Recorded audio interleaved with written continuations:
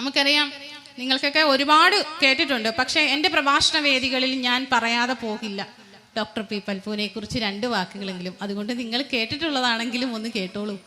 മഹാനായ doctor P Palpu തൻ്റെ ചെറുപ്പകാലത്തിൽ ഒരുപാട് ത്യാഗങ്ങൾ അനുഭവിച്ചാണ് അദ്ദേഹം വിദ്യാഭ്യാസം നടത്തിയത്. അദ്ദേഹത്തിന് പഠിക്കുവാൻ ധനമില്ലാത്തതിൻ്റെ പേരിൽ അദ്ദേഹം ട്യൂഷൻ എടുത്തു. അതുപോലെ തന്നെ തൻ്റെ വീടിൻ്റെ, അതായത് അന്നൊക്കെ ഈ കൂട്ടുകുടുംബം ഒക്കെ ആയതുകൊണ്ട് ഒരുപാട് വീതം വെച്ച് അങ്ങനെ ഭാഗങ്ങളൊക്കെ തിരിച്ചുകൊണ്ട് അദ്ദേഹത്തിൻ്റെ കുടുംബത്തിൽ വലിയ സാമ്പത്തികമൊന്നുമില്ല. അദ്ദേഹത്തിൻ്റെ കുടുംബക്കാരൊക്കെ വന്ന് തേങ്ങ ഇടുമ്പോൾ ആ തെങ്ങിൻ്റെ ചുവട്ടിൽ പോയിരുന്നിട്ട് പറയും, എൻ്റെ തലയിൽ തേങ്ങ ഇട്ടിട്ട് കൊണ്ടുപോയിക്കോളൂ, അല്ലെങ്കിൽ എനിക്ക് എന്തെങ്കിലും ഒരു ഓഹരി തരുവാണെങ്കിൽ എനിക്ക് വിദ്യാഭ്യാസം ചെയ്യുവാനാന്ന് പറഞ്ഞ് അപേക്ഷിച്ചാണ് പൈസയൊക്കെ സമ്പാദിച്ച്. അങ്ങനെ അദ്ദേഹം ഈ തിരുവിതാംകൂർ സർക്കാരിൽ ഇവിടെ ഈ ദേശത്ത് തന്നെ നിന്ന് അദ്ദേഹം പഠിച്ച് നല്ല മാർക്കൊക്കെ മേടിച്ച് മെട്രിക്കുലേഷൻ പാസ്സായി കഴിഞ്ഞിട്ട് നമ്മളുടെ എൻട്രൻസ് പരീക്ഷയ്ക്ക് വേണ്ടി ഒരു അപേക്ഷ ക്ഷണിച്ചു. അങ്ങനെ എൻട്രൻസ് പരീക്ഷയിൽ 2ാം റാങ്കോടുകൂടി ഈ ഡോക്ടർ പി പൽപു പാസ്സായി. അങ്ങനെ പാസ്സായിട്ട് തിരുവിതാംകൂർ സർക്കാരിൽ മെഡിസിൻ അഡ്മിഷന് വേണ്ടി അപേക്ഷിച്ചപ്പം പറഞ്ഞു പ്രായമായില്ല. പക്ഷെ പ്രായമാകാഞ്ഞിട്ടല്ല, അദ്ദേഹത്തിൻ്റെ പിതാവിനും ഇതായിരുന്നു അവസ്ഥ. അദ്ദേഹത്തിൻ്റെ പിതാവും ഇതുപോലെ ഗവൺമെൻറ് പ്ലീഡറായിട്ട്, അതായത് ഒരു കോടതിയിൽ വ്യവഹരിക്കുവാൻ വേണ്ടി ജോലിക്ക് അപേക്ഷിച്ചപ്പോൾ അപേക്ഷ ഫീസ് പോലും തിരിച്ചു കൊടുത്തില്ല, ജാതിയിൽ താന്നതാണെന്ന് പറഞ്ഞ്. അതുപോലെ തന്നെ അദ്ദേഹത്തിൻ്റെ ജ്യേഷ്ഠൻ ആദ്യത്തെ BA ബിരുദധാരിയാണ് പി വേലായുധൻ. അദ്ദേഹത്തിനും ഇതുപോലെ താഴ്ന്ന ജാതിയാന്ന് പറഞ്ഞ് ജോലി നിരസിച്ചു. അദ്ദേഹവും മൈസൂർ ഗവൺമെൻറ്റിൽ പോയി ജോലി ചെയ്യേണ്ടതായിട്ട് വന്നു. അപ്പോൾ അങ്ങനെയുള്ള സാഹചര്യത്തിൽ ഡോക്ടർ പി പൽപുവും ഈ എൻട്രൻസ് പരീക്ഷയ്ക്ക്, അതായത് എൻട്രൻസ് അഡ്മിഷന് വേണ്ടി അപേക്ഷിച്ചപ്പം പറഞ്ഞതാണ് പ്രായമായില്ല. എന്നിട്ടും അദ്ദേഹം മുട്ടുമടക്കിയിൽ എന്ത് ചെയ്തു? അദ്ദേഹത്തിന് പഠിക്കണമെന്നുള്ള ആഗ്രഹം കൊണ്ട് അദ്ദേഹം മൈസൂർ ഗവൺമെൻറ്റിൽ പോയി മഹാനായ ഡോക്ടർ പി പൽപു പഠിച്ചു. നല്ല മിടുക്കനായി, നല്ല റാങ്കോടുകൂടി പാസ്സായി. മൈസൂർ ഗവൺമെൻറ് മെഡിസിൻ ബിരുദമൊക്കെ നേടിയിട്ട് തിരിച്ചു വന്ന് തിരുവിതാംകൂർ സർക്കാരിൽ ജോലിക്ക് അപേക്ഷിച്ചു. അപ്പോൾ എന്താ പറഞ്ഞത്? സവർണരെ തൊട്ട് പരിശോധിക്കേണ്ടി വരും ഈ അവർണര്, അല്ലേ? അവർണനായ ഡോക്ടർ പി പൽപു ജോലി കൊടുത്താൽ എന്താ സംഭവിക്കുന്നത്? ഇവരെ തൊട്ട് പരിശോധിക്കണം, അതുകൊണ്ട് ഇവിടെ ജോലിയില്ല. അങ്ങനെ അദ്ദേഹം പക്ഷെ അവിടെ ജോലിയില്ലെന്ന് പറഞ്ഞ് മടങ്ങിപ്പോരുമല്ല ചെയ്തത്. അദ്ദേഹം എന്താ ചെയ്തത്? വീണ്ടും അദ്ദേഹം മൈസൂർ ഗവൺമെൻറ് പോയി ജോലിക്ക് അപേക്ഷിച്ച് ഉയർന്ന ശമ്പളത്തിൽ ജോലി കിട്ടി. ഇതൊക്കെ നമ്മുടെ മക്കൾക്ക് പറഞ്ഞു കൊടുക്കണം. ഇന്ന് നമ്മുടെ മക്കള് നമ്മൾ എന്തെങ്കിലും ഒന്ന് പഠിക്കാൻ അവർ ഒരുപാട് ഫീസുള്ളതാ പഠിക്കാൻ ആവശ്യപ്പെടുമ്പോഴത്തേക്ക് നമ്മൾ ഒന്ന് നോ പറഞ്ഞു കഴിഞ്ഞാൽ എനിക്കിത് വേണ്ട എന്ന് പറഞ്ഞ് അവർ പുറകോട്ട് പോവുക. അല്ലെങ്കിൽ ഇതിപ്പോൾ ഒരു സർക്കാർ തന്നെ നിഷേധിച്ചു, ഒരു തിരുവിതാംകൂർ ഗവൺമെൻറ് തന്നെ ഇത് നിഷേധിച്ചിട്ടും അദ്ദേഹം അവിടെ നിന്നെല്ലാം പിടിച്ചു കയറുകയാണ്. എന്നിട്ട് അവിടെ പോയി ജോലി സമ്പാദിച്ച് ഉയർന്ന ശമ്പളത്തോടെ കൂടി ജോലി ചെയ്തു. ആ ജോലിക്കിൽ നിന്ന് കിട്ടിയ ശമ്പളത്തിൽ 3/4 ഭാഗവും പാവപ്പെട്ടവർക്ക് വേണ്ടി ചിലവഴിക്കുക. നിങ്ങളൊക്കെ കേട്ടിട്ടുണ്ട് കമ്പിളി പുതപ്പ് വാങ്ങിച്ച കഥ. അതായത് തണുപ്പ് എല്ലാം മാറി ചൂട് ഇങ്ങനെ വന്ന് നല്ല ഉറക്കത്തിൽ നിന്ന് എഴുന്നേറ്റ് വരുമ്പോൾ ഞങ്ങൾക്ക് എങ്ങനെയാണ് ഞങ്ങളുടെ ദേഹത്ത് ഈ ചൂടോടുകൂടി കമ്പിളിപ്പൊതപ്പ് കിടക്കുന്നതെന്ന് അവർ തന്നെ അത്ഭുതപ്പെട്ടു പോയാണ്. ആരാണ് ഇത് ചെയ്തത്?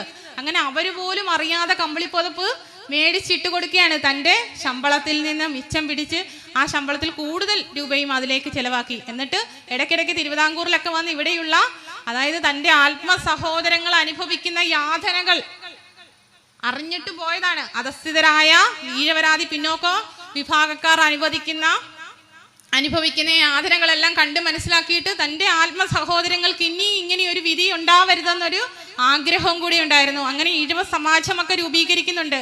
ഭഗവാനെ തൻ്റെ കുഞ്ഞുനാളിൽ തൊട്ട് ഭഗവാൻ ശ്രീനാരായണ ഗുരുദേവനുമായിട്ട് നല്ല അടുപ്പവും ഉണ്ടായിരുന്നു. കാരണം താൻ ജോലിക്ക് പോയിട്ടും അതുപോലെ പഠിക്കാനും ഒക്കെ പോയിട്ട് ഇടയ്ക്ക് തിരിച്ചു വരുമ്പോൾ ഭഗവാനെ വന്ന് കാണുകയും കണ്ട് അനുഗ്രഹം വാങ്ങിക്കുകയും ഒക്കെ ചെയ്യുമായിരുന്നു. അങ്ങനെ അദ്ദേഹം വീണ്ടും തിരിച്ചു വരുമ്പോഴാണ് ഇവിടെ മലയാളി മെമ്മോറിയൽ 1891, അതായത് അന്നൊക്കെ മലയാള ബ്രാഹ്മണർക്ക് മാത്രമേ ഉള്ളൂ 500 രൂപയും അതിൽ മേൽ ശമ്പളമുള്ളൂ തിരുവിതാംകൂർ സർക്കാരിൽ. അപ്പോൾ അന്ന് അവിടെ ഉണ്ടായിരുന്ന സവർണരായ വിദ്യാഭ്യാസമുള്ളവർക്ക് അതൊരു വലിയൊരു അസൂയൊക്കെ ഉണ്ടാക്കി. അപ്പോൾ അവരെന്ത് തീരുമാനിച്ചു? ഒരു മെമ്മോറിയൽ കൊടുക്കണം, ഒരു നിവേദനം കൊടുക്കണം. അതായത് ഞങ്ങൾക്കിടയിലും നല്ല വിദ്യാഭ്യാസമുള്ളവരൊക്കെ ഉണ്ട്, ഞങ്ങൾക്കും നല്ല ഗവൺമെൻറ്റിൽ 500 രൂപയും അതിൽ മുകളിൽ സാലറി കിട്ടുന്നവരും ശമ്പളം കിട്ടുന്നവരും ഉണ്ടാവണം. അങ്ങനെ ആഗ്രഹത്താൽ അവരെന്ത് ചെയ്തു? അവര് മെമ്മോറിയൽ കൊടുക്കാൻ തീരുമാനിച്ചു. അങ്ങനെ ഡോക്ടർ പൽപുവിനെ കൊണ്ട് 3ാം പേരുകാരനായി ഒപ്പിടിപ്പിച്ചു. അതിനൊരു കാരണമുണ്ട്. ഡോക്ടർ പി പൽപ്പു ഉയർന്ന ശമ്പളമൊക്കെ ഉള്ളത് കൊണ്ട് ഈ മെമ്മോറിയലൊക്കെ സമർപ്പിക്കണമെങ്കിൽ, ഈ നിവേദനമൊക്കെ സമർപ്പിക്കണമെങ്കിൽ ഒരുപാട് ധനം ചെലവുണ്ട്. അപ്പം ഡോക്ടർ പൽപ്പുവിന് നല്ല ശമ്പളമൊക്കെ ഉള്ളതുകൊണ്ട് 1000 രൂപ ഏറ്റവും കൂടുതൽ സംഭാവന കൊടുത്തത് ഡോക്ടർ പി പൽപ്പുവാണ്.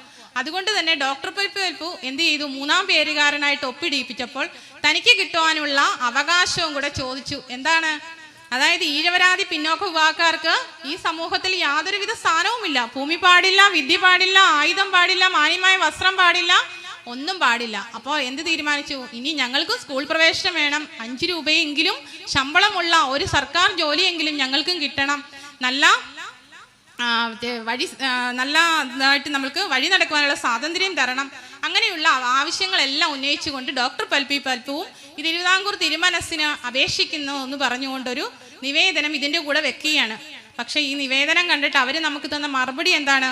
ഈഴവരാതി പിന്നോക്ക വിഭാഗക്കാർക്കൊക്കെ ഒരു കുലത്തൊഴിലുണ്ട്, അത് ചെയ്ത് ജീവിച്ചുകൊള്ളാം. കുലത്തൊഴിൽ എന്തൊക്കെയാണ്? നെയ്ത്ത്, ചെത്ത്, കയറ് വിരിയൊക്കെ, ഇതൊക്കെ ചെയ്ത് നിങ്ങൾ അങ്ങ് ജീവിച്ചോളാൻ പറഞ്ഞു. പക്ഷെ ഡോക്ടർ പി പൽപ്പു അടങ്ങിയില്ല. 10,037 പേർ ഒപ്പിട്ട മലയാളി മെമ്മോറിയൽ പിന്നീട് ഡോക്ടർ പി പൽപ്പു എന്ത് ചെയ്തെന്നറിയാമോ?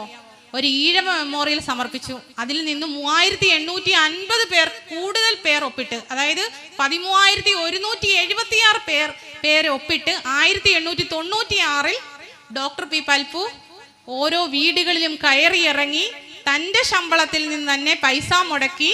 അതായത് അന്നത്തെ കാലത്ത് ഓരോ വീടുകളിൽ ചെല്ലുമ്പോൾ ഒപ്പിട്ട് കൊടുക്കത്തില്ല. കാരണം എന്താണ്? സവർണയായ മേധാവികളെ പേടിയാണ്. ഒപ്പിട്ട് കൊടുത്താൽ ഭ്രഷ്ട് കൽപ്പിച്ച് പുറത്താക്കും, അല്ലെങ്കിൽ തങ്ങൾക്ക് തക്കതായ ശിക്ഷ കിട്ടും. അതിന് പേടിച്ചിട്ട് അവർ ഒപ്പിട്ട് കൊടുക്കില്ല. പക്ഷേ അതിൽ നിന്നെല്ലാം എങ്ങനെയോ ഒപ്പിട്ട് 13,176 പേര് ഒപ്പിട്ട ഒരു നിവേദനം ഈഴവ മെമ്മോറിയൽ സമർപ്പിച്ചു. അന്നത്തെ ആ ഓരോരുത്തരുടെയും സാമ്പത്തിക വ്യവസ്ഥ എന്തായിരുന്നു? അതായത് അവർക്കൊക്കെ ധനമുള്ളവരാണോ, ഇല്ലാത്തവരാണോ, നികുതി അടയ്ക്കുന്നവരാണോ, അടയ്ക്കാത്തവരാണോ എന്നൊക്കെ പറഞ്ഞ് എല്ലാം കൊണ്ട് ഒരു നിവേദനം സമർപ്പിച്ചു. അങ്ങനെ ആ സമർപ്പിച്ച നിവേദനത്തിലും നമുക്ക് കാര്യമായ പ്രയോജനമൊന്നും ഉണ്ടായില്ല. പിന്നീട് അദ്ദേഹം കേഴ്സൺ പ്രഭുവിന് ഒരു എഴുത്തയക്കുന്നുണ്ട്. എന്തുകൊണ്ടാണ് നമ്മളുടെ ഈ നിവേദനം നിരസിച്ചതെന്ന് ചോദിച്ചു. അപ്പോഴും നമുക്ക് കാര്യമായ യാതൊരുവിധ പ്രയോജനം ഉണ്ടായില്ല. പിന്നെ അദ്ദേഹം ബാരിസ്റ്റർ GP പിള്ളയെ കണ്ട് 1500 രൂപ അദ്ദേഹത്തിന്റെ കയ്യിൽ നിന്ന് തന്നെ കൊടുത്തിട്ട് അദ്ദേഹം ബ്രിട്ടീഷ് ഗവൺമെന്റിനെ പോയി നേരിട്ട് നിവേദനം കൊടുക്കുവാൻ വേണ്ടി ഏൽപ്പിച്ചു. അങ്ങനെ ആ ബാരിസ്റ്റർ GP പിള്ളയ്ക്ക് കൊടുക്കുവാൻ വേണ്ടി തൻ്റെ കയ്യിൽ നിന്ന് പൈസ കൊടുത്തിട്ട് ഓരോ വീടുകളിലും കയറി ഇറങ്ങി ഇതിനു വേണ്ടിയുള്ള ഈ നിവേദനം സമർപ്പിക്കാനുള്ള പണം സ്വരൂപിക്കാൻ വേണ്ടി ശ്രമിച്ചിട്ടും വെറും 300 രൂപയെ കിട്ടിയുള്ളൂ. ബാക്കി 1200 രൂപയും ഈ ഡോക്ടർ പി പൽപ്പുവിൻ്റെ കയ്യിൽ നിന്ന് തന്നെ സ്വന്തമായിട്ട് എടുത്ത് അങ്ങനെ അപേക്ഷയൊക്കെ കൊടുത്തു. ഇന്ന് നാം ഒന്ന് വിചാരിക്കണം, നമ്മുടെ കുഞ്ഞുങ്ങൾ മെറിറ്റിൽ ഒരു അഡ്മിഷൻ കിട്ടി MBBSന്, അതായത് നല്ല മാർക്കുണ്ടെങ്കിൽ മെറിറ്റിൽ അഡ്മിഷൻ കിട്ടി MBBSന് നമുക്ക് അഡ്മിഷൻ കിട്ടും അല്ലേ? അവർക്ക് പോകുവാൻ സാധിക്കും. അന്ന് ഡോക്ടർ പൽപ്പു അനുഭവിച്ച യാതനയൊന്ന് ഓർത്തു നോക്കിയേ. നമ്മുടെ മക്കൾ അറിയണ്ടേ, നമ്മുടെ വരുന്ന തലമുറകൾ അറിയണ്ടേ ഇത്? അതിന് അത്രയേറെ കഷ്ടപ്പെട്ട് അത്രയേറെ യാതനകൾ അനുഭവിച്ച് ഒരു ത്യാഗോജ്വലമായ ഒരു പ്രവർത്തനം കാഴ്ചവെച്ചതിൻ്റെ ഫലമാണ് മഹാഗുരുവിൻ്റെ ദർശനം ഉൾക്കൊണ്ടുകൊണ്ട് ഗുരുവിൻ്റെ ഗൃഹസ്ഥരും സന്യസ്തരുമായ ശിഷ്യന്മാരൊക്കെ ഇത്ര വലിയൊരു പ്രവർത്തനം കാഴ്ചവെച്ചത് കൊണ്ടാണ് നമ്മൾ ഈ അനുഭവിക്കുന്ന എല്ലാ സുഖങ്ങളും എന്ന് നാം മനസ്സിലാക്കണം.